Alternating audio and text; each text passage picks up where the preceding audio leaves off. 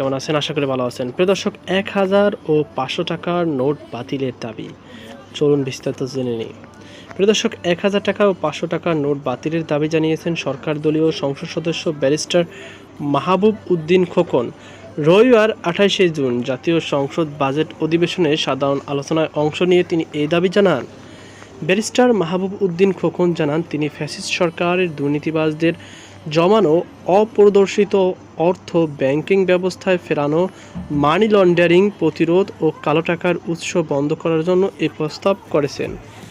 দেশে প্রয়োজনের তুলনায় অতিরিক্ত ব্যাংক রয়েছে উল্লেখ করে তিনি ব্যাংকের সংখ্যা কমানোর আহ্বান জানান।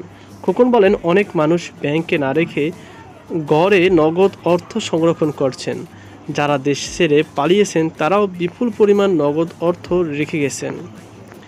এ অবস্থায় ১,০০০ ও ৫০০ টাকার নোট ১ থেকে ২ মাসের মধ্যে জমা দেওয়ার নির্দেশ দেওয়া হলে সেই অর্থ ব্যাংকিং ব্যবস্থায় ফিরে আসবে।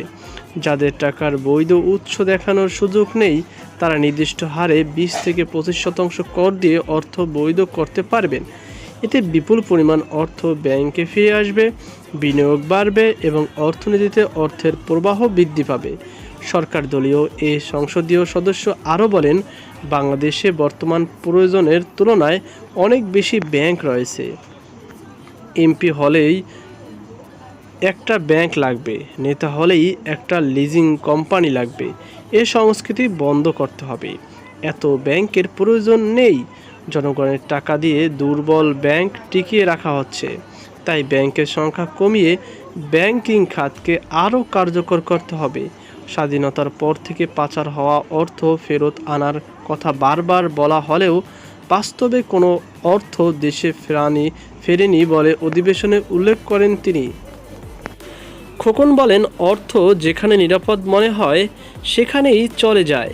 তাই শুধু পাচার হওয়া অর্থ উদ্ধারের চেষ্টা নয়, এমন একটি আর্থিক ও আইনি পরিবেশ গড়ে তুলতে হবে যাতে মানুষ দেশে অর্থ রাখতে আস্থা পায়।